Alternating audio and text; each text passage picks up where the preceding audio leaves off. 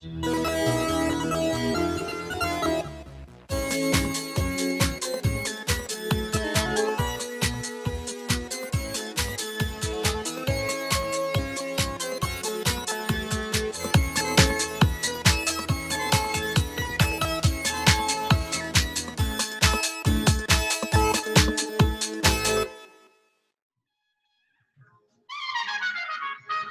right, I think I'll go ahead and get started. Good morning, CMI.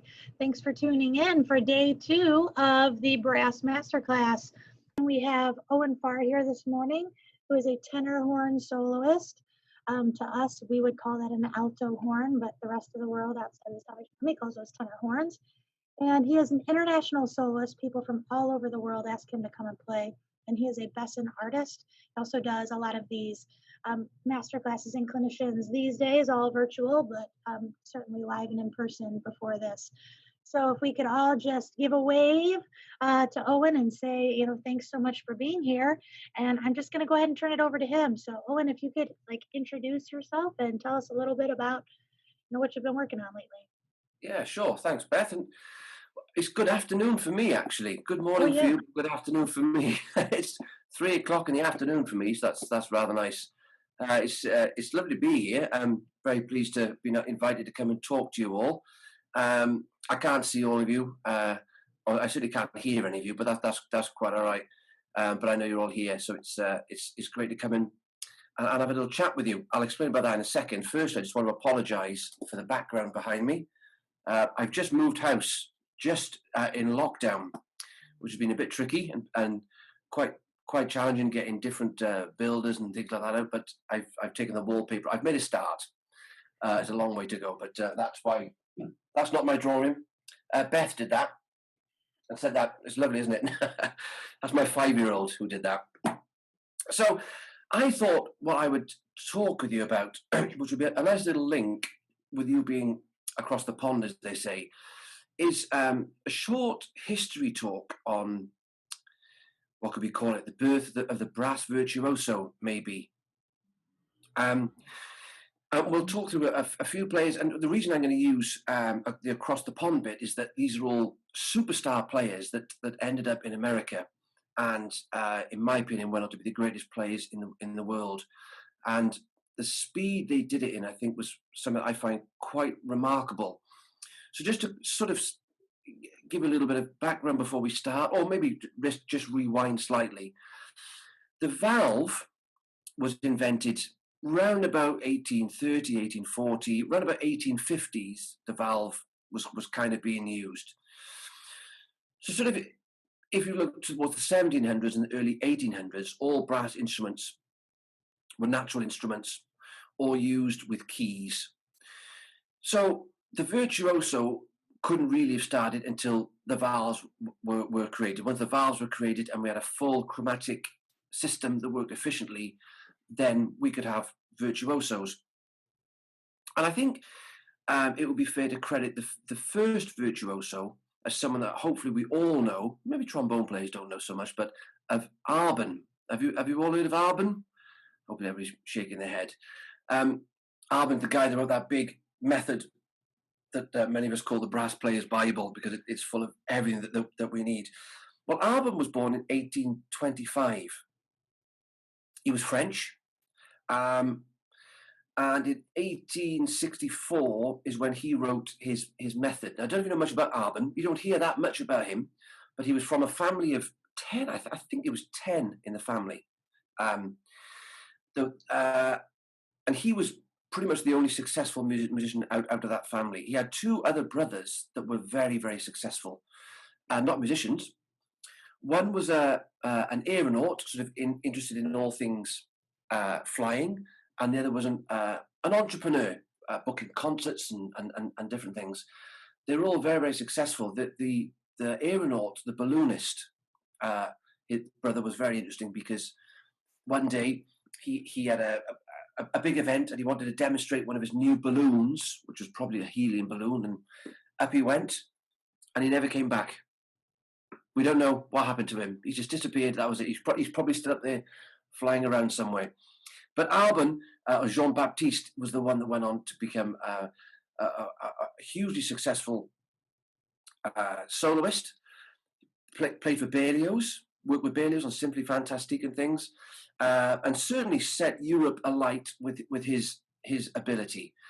Now, 1864, he wrote his method, yet the valve wasn't being used really until about 1850. So that in its own is remarkable. In such a short space of time, he'd written this incredible method, and was making a hugely successful career touring the world as a soloist, showing that the cornet was equal to the violin and the flute and other virtuoso instruments. 6 months after him, there's another Frenchman called Saint-Jacome, who's also written a fantastic method, very, very big, a lot bigger than the Arbenz method. His method in 1870, 6 years later. And those two guys sort of set the standard for the future. Now, there's another man we don't hear so much of, and I'm wondering if some of you guys will hear this guy, someone called Patrick Gilmore. Has anybody ever heard of Patrick Gilmore? Maybe not. Patrick Gilmore was born in 1829, so only 4 years after Arbenz, so they were pretty much the same age. Patrick Gilmore was an Irishman, as you might expect, who emigrated to Boston. I think he started off because he started conducting in Boston. And he was a cornet player. And when he landed in the States, there was a famous keyed bugle player called Ned Kendall. Ned Kendall was the most famous brass player in America at this time. And Patrick Gilmore started to play this new cornet with pistons. And there's a lovely story of when the talk of this instrument was coming along. They organized a concert between Patrick Gilmore and Ned Kendall. And they shared the same piece in the concert, something called Wood Up Quick Step. And they shared variations as the piece went on. And by the end of the piece, it was Patrick Gilmore that was proved to be the more virtuosic and became the more famous. He sort of won the battle, if you see it that way. And then the cornet with pistons, the cornet that we know today, the valve cornet, was born in America and became famous. Patrick Gilmore isn't famous for that. Patrick Gilmore is famous really for conducting the Boston Brigade Band during the American Civil War. And at the end of the American Civil War, he organized two huge concerts, one the National Peace Jubilee, and a year later the World Peace Jubilee, where he featured 20,000 musicians playing at the same time in a coliseum. Patrick Gilmore became hugely rich, wealthy, successful all over. So rich and successful that Johann Strauss II, who wrote the Blue Danube and Thunderline Pope and stuff, he named his parrot Gilmore after Patrick Gilmore. Madison Square Gardens, that you might know, was built by Patrick Gilmore, and is composed by Patrick Gilmore, but under a pseudonym.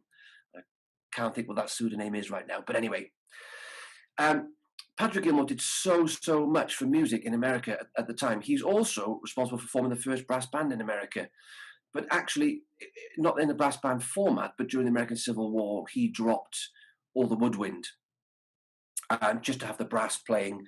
And it was a pretty gruesome time playing at the war, as you could probably imagine. They were used to rally troops, but also to play on the battlefront to help lift spirits and things, and a bit of a tough time for them. But Patrick Gilmore, after he became very, very rich and been touring the world as an entrepreneur, he wanted to form the first touring band,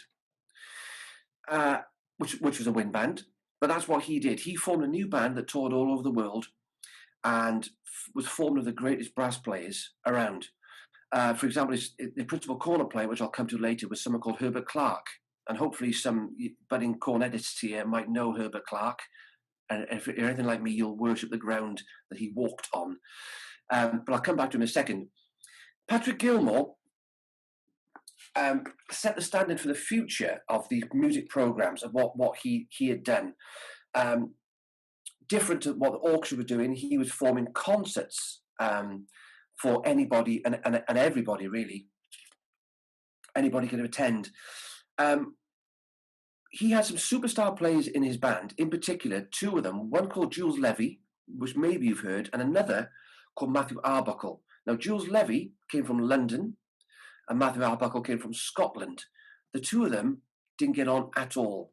I've researched these guys for like 15, 20 years, and I've never found out why. No one's ever put it in print. Personally, I think it's because one was Scottish and one was English. And back then, there was a lot of Celtic rivalry. Well, that's what I'd like to think. It's a nice story anyway. They were both superstar players. They didn't go very well in Madison Square Gardens. They actually put down their instruments and actually came to blows on stage. It got very, very messy. Jules Levy apologised and all that kind of stuff. But in the end, they were both fired by Patrick Gilmore, the conductor. And that's when Herbert Clark came in. But to give you an idea, Jules Levy would have been the UK's first great soloist. Born in London, he toured the world as a soloist. He went to Russia and played for the Tsar over there. He was big time. So I'm going to play for you a little something now by Jules Levy that I've recorded. Just to give you a quick background on these recordings, these are something that I've done very, very quickly in one take in my attic. And my pianist I've called Sid Baelius. So it's just the computer playing along, and I'm trying to catch the computer. I have no idea what's going on. It's a bit rough. It's a bit ropey. I would never use these recordings for public use, but just for the sake of Zoom and all this stuff, it'll be fine. It'll give you an idea. So I'm going to go into screen share and attempt to play for you now Jules Levy's Grand Russian Fantasia that he wrote to play for the Tsar in Russia.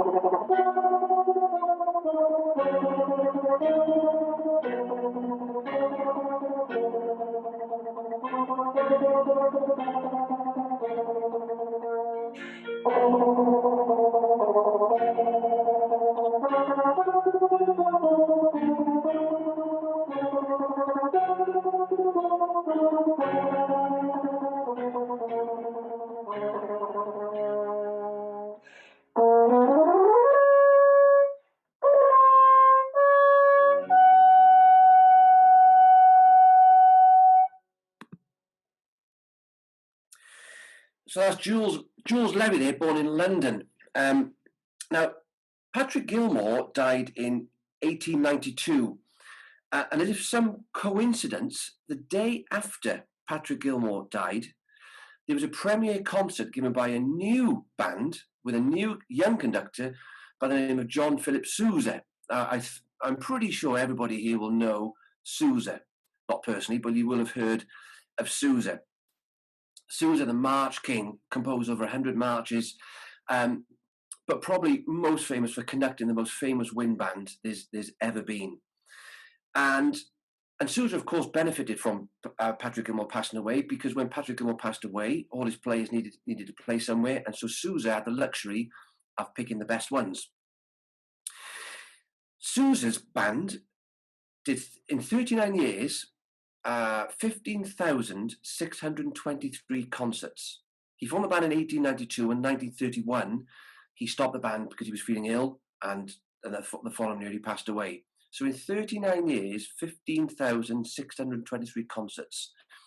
That is absolutely unbelievable. It's more than 400 concerts in a year, more than any professional outfit. They were hugely successful, very, very wealthy, and all the greatest players in the world wanted to play for Sousa's band. Sousa is also famous for his concert programs. And you think of all the concert programs all of you guys do today, that is mostly influenced by Sousa. Before Sousa, for example, if you go to the concert to see an orchestra, you might see Mahler 5 or something like that, or All the Four Seasons. What Sousa was doing in a concert was give something for everybody. So you would start with a march, as you might imagine, then an orchestral transcription of an overture, then a hymn tune, lots of different solos. He was doing lots and lots of short pieces for the concert to keep the audience engaged. That's not saying it's better than hearing Mahler 5, of course. It's just an alternative that he could put together very easily, that didn't cost as much as a symphony orchestra, and he could do it wherever he wanted. So this band became hugely successful, touring the world all over, and therefore he ended up with the greatest players. Now, I mentioned Herbert Clark earlier. Herbert Clark joined Patrick Gilmore's band in Patrick Gilmore's final year. When Patrick Gilmore passed away, a year later, he went and joined Sousa's band, and he became Sousa's most acclaimed soloist. He became the greatest soloist maybe there's ever been. I think probably Herbert Clark is the greatest corner player there's ever been. What he achieved was incredible. This guy, to give you an example, he could play 6 octaves. He could play for a minute without breathing. He could single-tongue semiquavers at 144, which is something like that sort of speed for a minute without breathing. He was the most remarkable of players. And unlike people before him, whereas Jules Levy was a real showman, Matthew Arbuckle played softly, Herbert Clark could play everything. And indeed, sometimes in a concert, Sousa would have him featured doing a polka, an air vary, and a slow melody. in one concert, and he never ever got tired. His endurance was absolutely remarkable. So I'm going to play a little piece for you now by Herbert Clark, a polka that maybe you don't know. This is called Lillian. Lillian was his wife. It's very short, very sweet. There's a reason all these things were short. That's to do with Thomas Edison, but we haven't got time to talk about that right now. But when Edison was making his recordings, at this time they had to be very short, so lots of solos became even shorter again. So hopefully on screen share I can get for you now Lillian.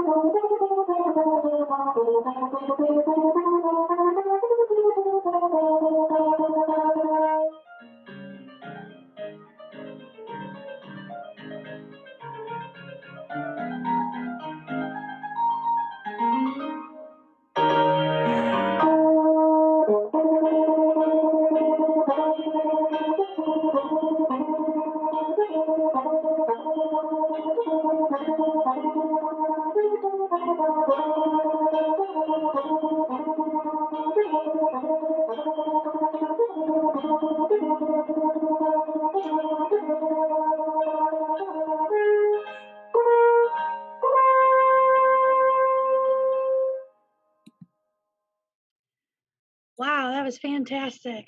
Thanks for those examples. Oh, and I know you have more for us, but if I could just insert a question or two here. Yeah, you're getting some claps from from some people. Yeah. That's funny. Anyways, a couple of quick questions about articulation. Hopefully everybody listening knows that, between those two pieces, Owen was using a variety of tonguing, things between single tonguing, double tonguing, and triple tonguing. But my question would just be, for somebody who's just starting out, how did you first start practicing and learn to develop your multiple tonguing? And then how did you increase the speed?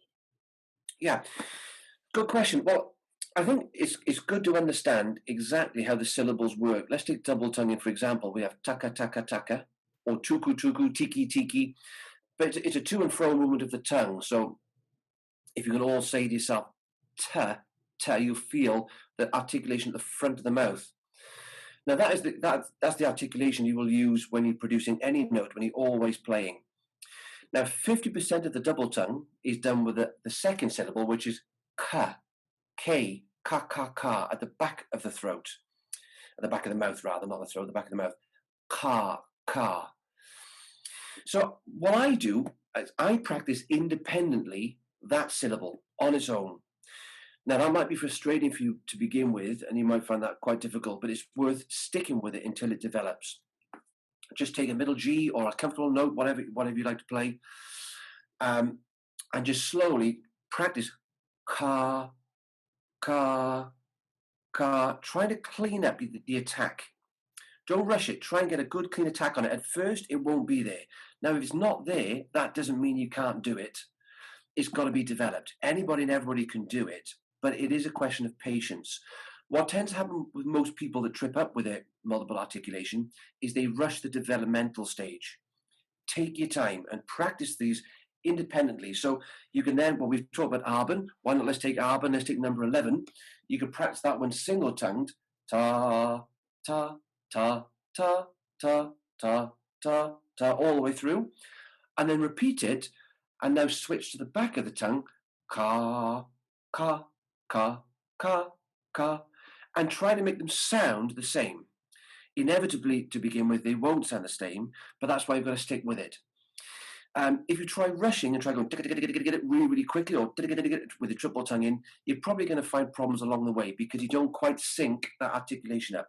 If you look for a nice, clear attack with both syllables, then it can be developed. Never sacrifice clarity for speed. That's usually, with all things we want to develop, if you try doing everything too fast and you become impatient, you will learn bad habits and keep tripping up all the time. Take your time, do it very, very slowly and get it clean and clear. And then bit by bit, with a triple tongue, which is ta-ta-ka, ta-ta-ka, when students come to me and they struggle with this, they accent the first note, and it all goes wrong. So what I ask them to do is play very, very slowly. The first two syllables, which is ta, play piano, but the third syllable to accent loud. So now not da-da-ga, but da-da-ka, da-da-ka, da-da-ka, da-da-ka. Air is the answer to everything. If there's not enough air going through the lips, the articulation will be very, very difficult. As a visual, if you imagine on a football field, you see the sprinklers watering the grass. The tap stays on, but you see the water going all over the grass. The pressure stays on, but inside the hose is a little panel going. Our tongue works the same way. The air stream never stops. So if I do ta-ta-ka, I'm putting more air through the weakest syllable. When you drop that accent, you'll get it nice and easily then. No problem at all. But it takes time. Be patient.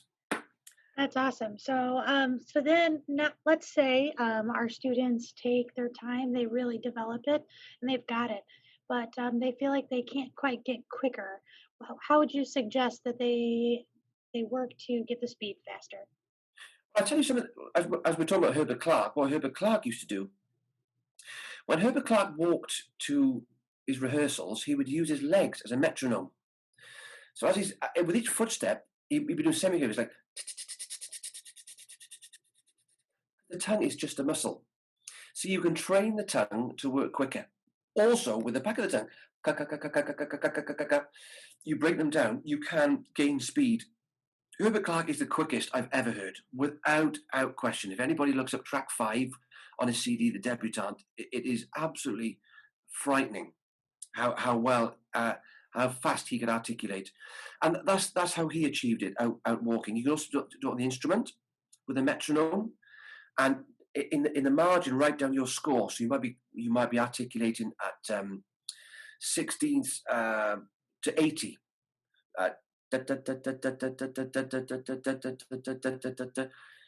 Try and do maybe 8 measures that way and write down that's your record. Every day you practice, you try and beat that 81, 82, 83, 84. And Herbert Clark got it to 144, which is not human, but it shows that some things can be achieved. So that's a good way to train the tongue. And the other thing to remember is to keep that air moving. If the air isn't constant, your tongue will have to work very, very hard to articulate. If you're constantly blowing, the tongue just rides the airwaves. It's easy then. Great, thank you. All right, so back into where we were historically. Okay, well, I'll briefly mention, I don't know if there's any euphonium players here, but there's someone called Simone Mantier, who can be credited as the first great euphonium virtuoso. He played trombone with the New York Philharmonic. He left the New York Philharmonic to join Sousa's band. He became the first before Simone Mantier, I think it's fair to say that euphonium was mostly used as a tenor tuba. He was the first guy to walk to the front of the stage and play virtuosically, higher, lower, quicker than anybody else before. And he played a very famous piece called Endearing Young Charms, with variations on that. His best friend in Sousa's band was a trombone player called Arthur Pryor. Now, I can see there's a few trombones here, so I'm sure you'll have heard of Arthur Pryor. Arthur Pryor was a remarkable man that became the first slide trombone soloist. Prior to Pryor, see what I did there? Prior to Pryor, the slide was mostly used on a sackbut. The trombone was a valve trombone. So Pryor was one of the first ones to use the slide trombone, and he taught himself to play mostly incorrectly. Most slide positions were on the first three positions. His father literally gave him a trombone one day and said, "I don't know, you go figure," and he did. He heard Louis Armstrong play when he was a child and became madly in love with music. And even though he claimed not to like ragtime and Dixieland music, he did play it quite a bit. But anyway, that's another topic. He was incredible. He became a famous conductor, which is another discussion which is interesting. But before I move on to Pryor, to play a solo, as an example, when the Sousa band were in Germany, Arthur Pryor finished playing a solo, and the audience were applauding, and a critic in the audience walked to the front of the stage during the applause and demanded that Arthur Pryor take his trombone apart. He wanted to look inside his trombone and find his Yankee trick. He didn't believe that Arthur Pryor could play like that with no buttons. And so Arthur Pryor did. He took his trombone apart, and the audience went crazy. And he was these guys I'm talking about. They were national heroes. They weren't just famous to musicians. It was like Michael Jackson was at the height of his fame. It was incredible.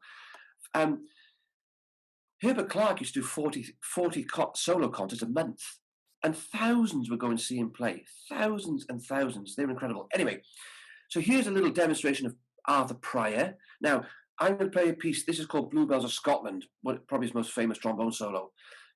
Sadly, the piece is full of rubato, and Sid struggled with rubato. And there's a few cadenzas in this, so this is quite messy from my behalf. But please don't be put off or judge the mistakes in this. Just get an idea of what it could be like with a piano and a trombone. Right.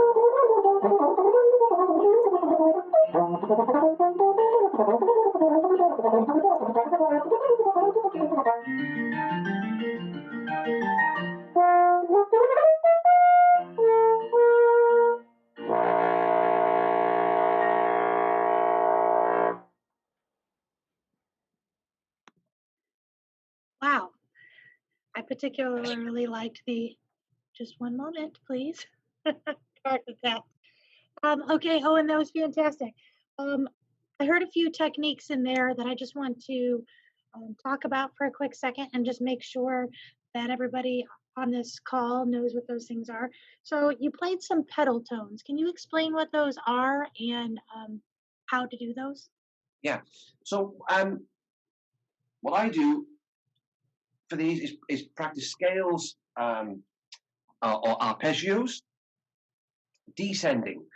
So try not to in your playing with your highest notes or your lowest notes. Try not to develop different embouches, as in mouthpiece placement. Keep them the same. So the lowest note we have written is low F sharp, all three or seventh position, which is. And the next lowest note is the pedal. So I practice in between to take things lower and lower and lower. So if I play the lowest note on first valve is written B flat, and I'm going to pull that flat.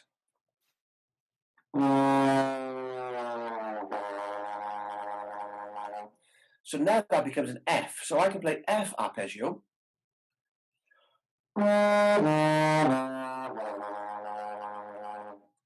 It'll never sound great. but it's there. And I go down a half step. I continue down.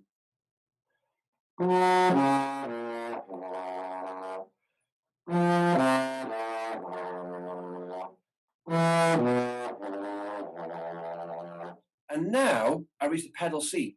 Now when we get there, to play the pedals, allow the jaw to drop. Don't change the position of the mouthpiece on the lips. Drop the jaw as in saying "oh."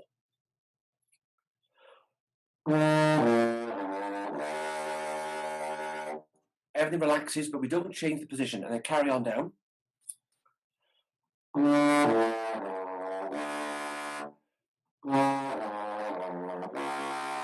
Down, down, down till we get the lowest note, which would be pedal F sharp, and I like to keep going. So eventually I get that becomes a double pedal C. You don't need to perform those notes, but they're like calisthenics. They help everything else work for you. Was that the question? Out of the pedals? Yeah, that's perfect. So while we're on the topic of a few things I noticed in there, circular breathing. We talk about circular breathing. Well, I'll just let you explain it. You could explain what it is and how you worked on it. Okay, just to demonstrate or to clear up, I didn't do any circular breathing in those recordings. Oh, you just kept going. Okay. That was one breath. So that's Herbert Clark's training. If you get. So let's talk about that too then. Okay, well, if you get Herbert Clark's Technical Studies book and follow the instructions, you'll see there he's encouraging you to play very soft, sure, but very, very long in one breath. So an example might be something like.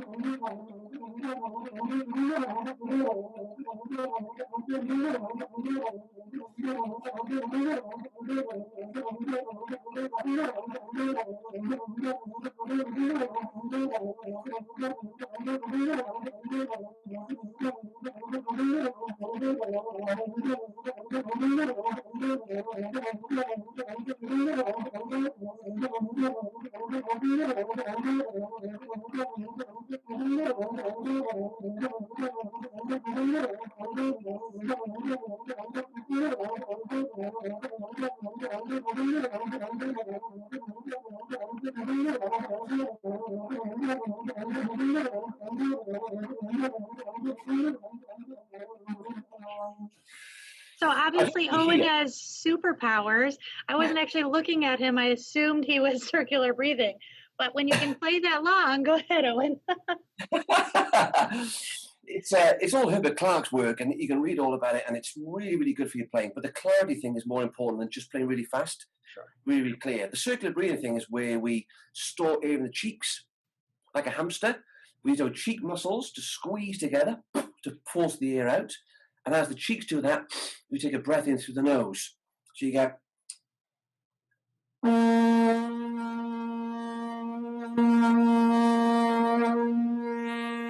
It's hard to do on Zoom. I don't know if you can see or hear it. I'm trying to make it deliberate. Yeah. But if I did an example.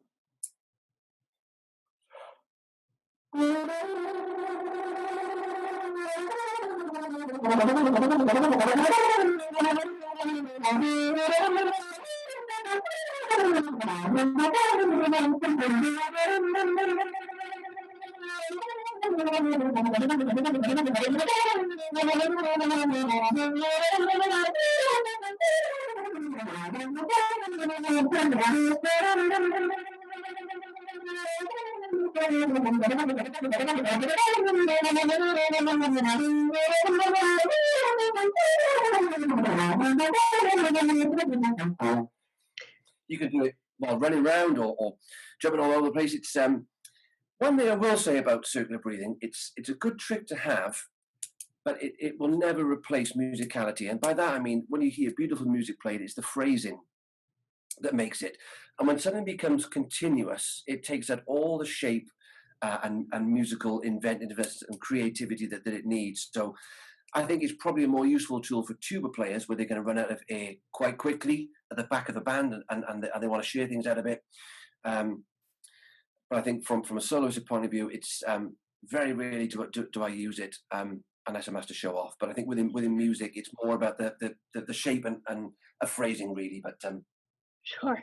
yeah, We have a question. Actually, there's a couple of them here in our comments, and I want to make sure we get to it. I know we have another video, go but for it. let's make sure we get to these. Let's see. What is the feeling to be the key horn player in a world-class brass band, and what are the tips for dealing with the pressure, if any? So what does it feel like to play with the world's best brass band?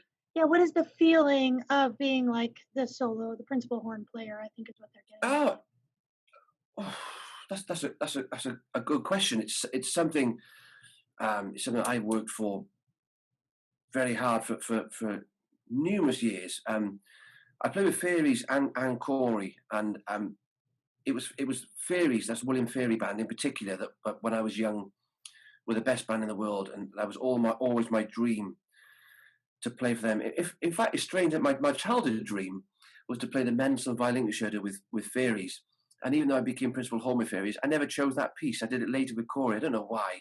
Very strange, but um, it's a wonderful feeling and a sense of achievement. I think when you reach those things. I think the best thing about playing with such a great band, and Battle Creek comes into this, is when you're surrounded by fantastic musicians. Um, if you're in a position where you never think you're great, I think that's a great position to be in. If you're sat there thinking I'm absolutely wonderful and I'm leading the way, um, that's not for me. We all need to learn something every day, really, and music is the same as that. And the I don't play for a band now, apart from Battle Creek, but when I did play for Fairies and Corey, I certainly had that feeling that the band as a unit were incredible, and it was great to be a part of that. From a soloist point of view, now I'm a soloist. That is what's a little different, because when I played solos with Corey and Fairies, they were solos that were rehearsed week in, week out and played on the concert stage. Now I'm a guest soloist. I turn up and maybe have one rehearsal prior to a concert. So it's different now for me as a soloist, playing fully aware that the band behind me aren't as polished and as prepared as what I'm used to. So that means I have to be incredibly flexible in my playing to prepare for anything. A conductor can get very nervous and start to speed up. Or a conductor's arms get tired and he could slow down. Sometimes as the players wait for the conductor and the conductor waits for the soloist, it all slows down. You never know what to expect. And so that's something I train for, that when I'm on stage, is that I'm ready for anything. So whatever, this is a good tip for all of you. Whatever piece you perform at, make sure you're not performing it at your maximum speed. So if you are performing a fast piece, make sure you can always go 10 or 15% faster. So if things do speed up, you can speed up. If things slow down, you can slow down. I practice my phrasing in many, many different ways, even though there's the phrasing I know I want to do. Should the band panic and play too loud? So if the band plays too loud, I've had this in Japan not so long ago. I had a band there that were very, very nervous, bless them. They were lovely people, but what they did when they get nervous is just play louder. So because I was the first artist they'd ever had with them, they played louder. So every time I played louder, they played louder. And the soft playing I was doing was probably about NF. It was the loudest I think I've ever had to play. But that's something else that I have had to learn to think about and practice. So there's differences sides as a soloist, and it's important to be very versatile with your approach to it. If that answers the question. Yeah, that was great. So I think what they're looking for as well is just what are the tips that you could give for dealing with pressure or stage fright, if you have any tips. So preparation, and I'm sure all of your teachers or colleagues will have said this, that fail to prepare to fail. I really, really do believe in that. And if I look back to performances when I felt nervous because inside there's questions about things that's gone wrong in practice. If you're performing a piece that you can perform well in practice time and time again, it'll help you no end. If you're struggling with your high range and you're going to perform a piece with a high F in it, you're going to get nervous. So I think it's important in your practice to try and develop all areas of your playing. Try not to be The hero. Wynton Marsalis once said, everybody wants to be the hero, but nobody wants to fight the dragon. The dragon, he means, is practice. I think that's beautiful, that. If you want to be a great player, you've got to face your weaknesses and practice on everything. So practice also is all roads that lead to performance.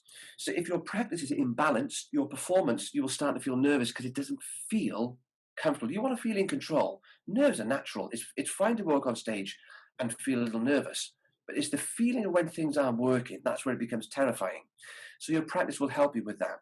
So don't spend all day working on your high range, and the next day work on your low range, and the next day working on your fingers, because by the time you come back round those things, you'll have problems. Every day you practice, do a little of everything. A little often is the key. If we just think, as brass players, and brass band players in particular, in a typical concert, we have to play a march, a hymn tune, an orchestral transcription, maybe Mozart, Bach, Handel, maybe a test piece, some jazz pieces, some big band pieces. In every concert we play, we are exposed to all kinds of music. Now, the trumpet player is a different ball game. If you play trumpet with a big band, your job is playing high notes. That's it. Not to be cruel on them, but that is their job.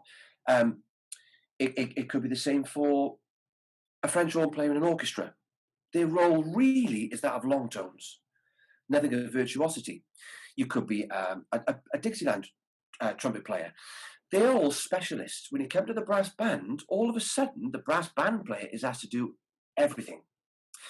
So we might all want to be able to play as high as Maynard, but if we strive to play as high as Maynard every day, we might lose on the delicacy and the flexibility that we need to be more complete.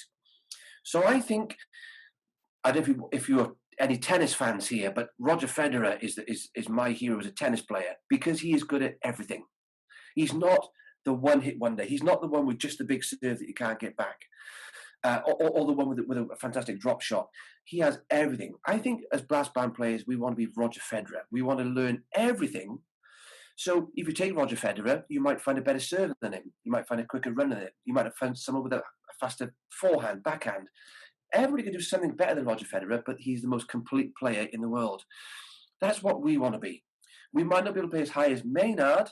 We might not be able to play as loud as Arturo Sandoval, but we have a little bit of everything that makes us versatile musicians. And to be a brass band player, that's what we need. So when we go on stage and play, because we have practiced all those little things, we feel more in control. There's nothing worse than going and thinking, "Oh, the quiet notes aren't going to come out," or the etc. Herbert Clark always said, "Keep the lips supple." That's a good tip. Practice to keep the lips fresh and supple, and develop all areas of brass playing, not just one thing. Awesome. Actually, we had 2 more questions come in. I know you had one more video, but I think we'll answer these questions because I don't want to run out of time. Not about me. I'm not out of time. I'm going to just ask them both at the same time. That way, because we are running into our last few minutes here. There's a question right about tone quality. So how do you work on tone across all registers? And then there's also a question about what materials you use for warming up and warming down. Yeah. So, well, if I go backwards, the warming up is, I've already talked about it really. I do my scales and arpeggios descending into the pedal register. Something I do a lot of is when I get to the last note, I don't know if anybody ever seen Claude Gordon's books, but he talks about when you play a pedal note and you run out of air, keep blowing. So this is something I do at the start. I play descending arpeggios into the low range, and when the air is gone, I keep pushing. And when you feel the tummy start to wobble when you run out of air, that's all the muscles that move the air. We hear a lot about the diaphragm moving air. There's intercostal muscles and abdominal muscles everywhere that collectively move air.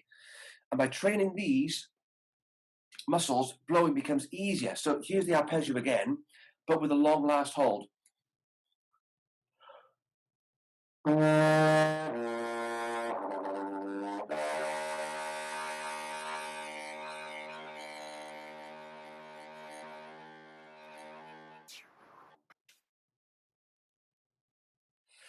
Now, when I played Herbert Clark earlier, I tried to play as long as I could in one breath. Here, On the contrary, get rid of all the air, and once all the air is gone, keep blowing, and when you've finished, go 3-4 seconds more with no air in the lungs, pushing and pushing.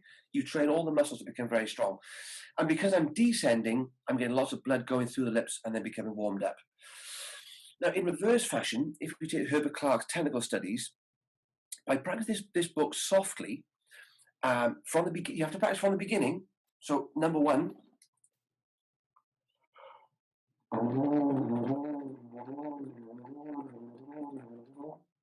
a long phrase. As you progress through the book, if you practice correctly, it gently extends your embouchure, the range, without any change in the embouchure, and this will help your tone. So, of course, it's important to practice things like hymn tunes, hearing good sounds in your head, but physically, it's also important to play scales. If you don't have Herbert Clark technical studies, you could practice just your scales, like.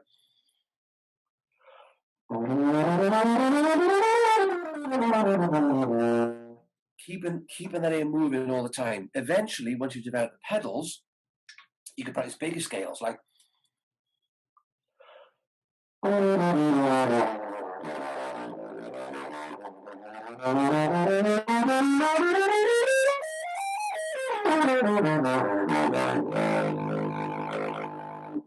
So you're not straining, you're constantly trying to change things here.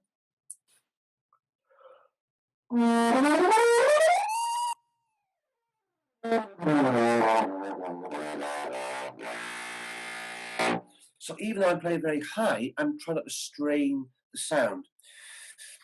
And it comes from free movement of air and allowing the lips. I don't do too much buzzing. Buzzing's okay, but be careful not to do too much of it and start to shut the lips down. I've seen many students that focus so much on buzzing their lips that it starts to become like this. And of course, if I do that,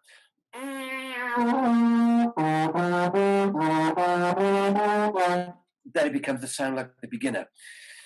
It's very important to loosen the center of the lip by using a fully supported large air stream. And Herbert Clark's books are best for this because you play softly. Like.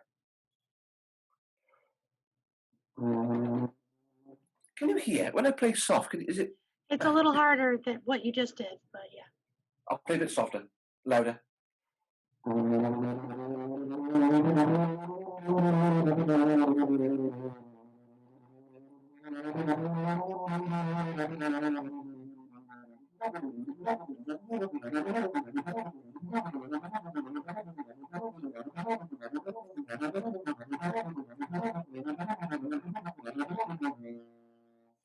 So it's smooth, never sacrifice clarity for speed. And you go through all the keys and you go up in half steps as high as you can, comfortably. If you start at the top, I think this is the problem with many students, you start to create tension, lip tension, and the body becomes tense. The body should be as relaxed as a singer. We should be moving our air the same way as a singer. The difference is our lips vibrate and their vocal cords, whatever, vibrate. So that exercise at the top would be.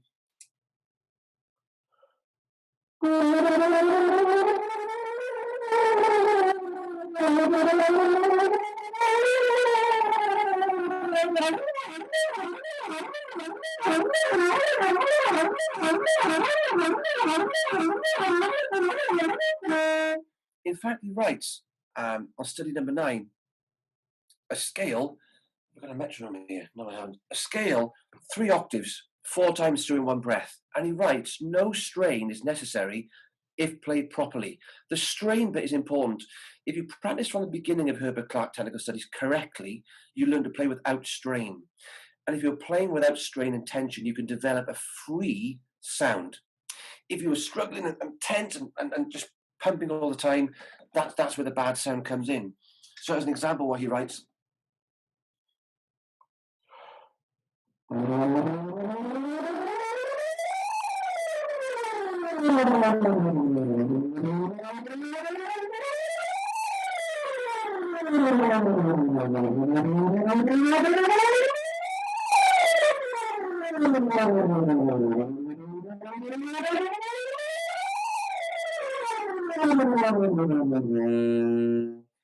And you can see it's not difficult. But it is difficult if you start at number 9. If you start at number 1 and play freely, Herbert Clark's Technical Studies book looks like it's a book to develop fast fingers. Actually, it's a book to develop free playing, to develop without strain or injury or any difficulties. It's a stepwise thing. If you practice carefully, intelligently, it will develop any brass player, without doubt. It's the best book. Thank you. There was a famous trumpet player said once, there's 2 things you need if you want to be a great trumpet player. 1 is good food. 2nd is Clark's Technical Studies. Oh, well, that is perfect advice right there that I think we will come to a close on.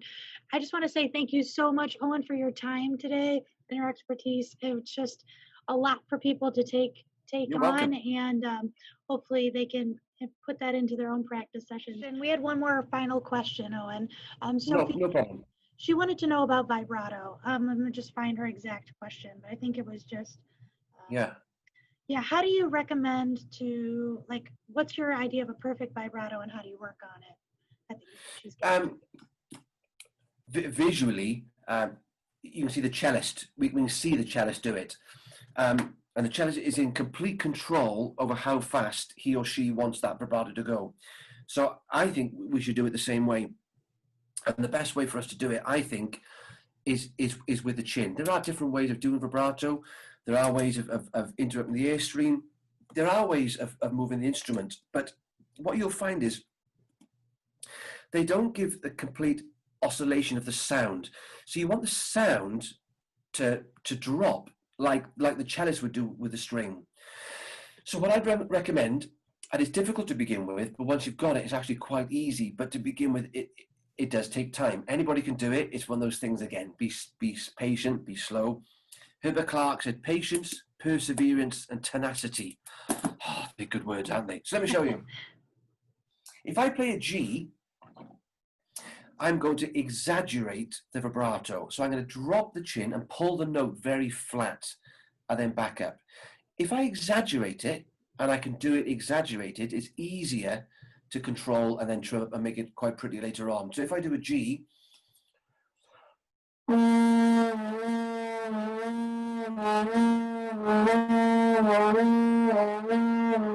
that's right, you can see the screen is quite small, but the chin is dropping down to pull the note flat.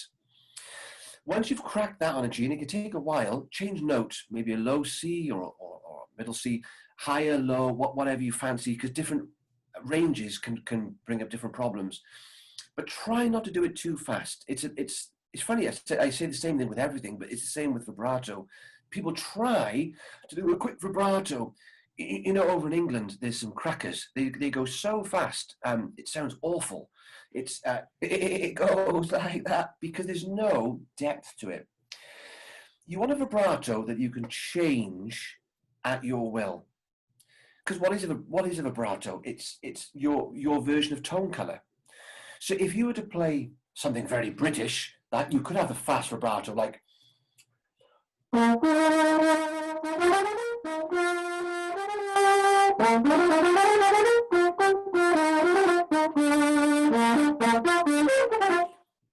Or you could change that completely and have something where your vibrato starts straight.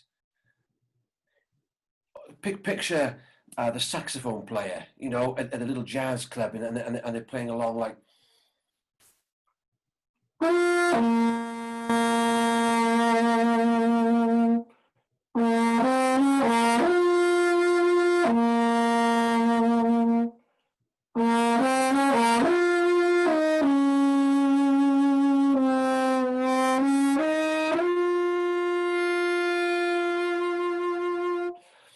Once you've got control of the chin, you can change the color of the sound to whatever you want.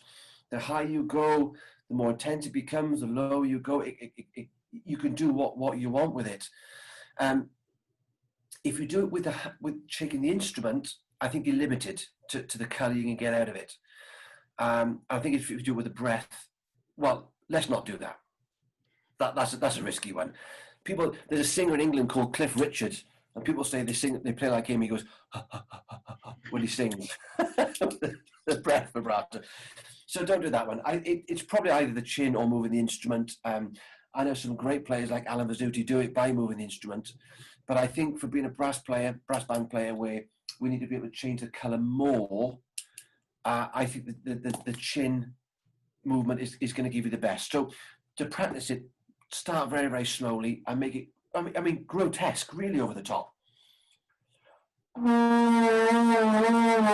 You would never play that way, but because you can move it so much, it's then easy. If you don't start it exaggerated, you'll probably start going really, really fast, and you'll sound like a 1970s English player then.